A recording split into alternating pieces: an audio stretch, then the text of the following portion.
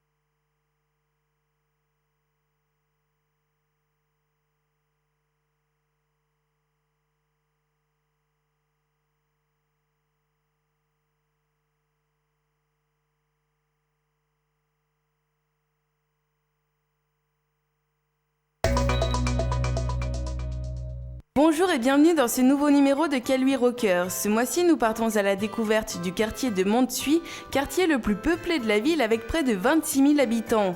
Site historique, militairement stratégique, de par la présence de son fort, le quartier de Montesuie est peu à peu devenu champêtre pour être aujourd'hui un quartier résidentiel. Je dirais que c'est en 1930 qu'on a trouvé ce qu'on appelle les premières habitations bon marché, c'est-à-dire les HBM, qui sont devenus ensuite HLM. Le fait qu'on ait dans notre quartier des petites maisons et des grandes bars, c'est ce que j'appelle la diversité de l'habitat.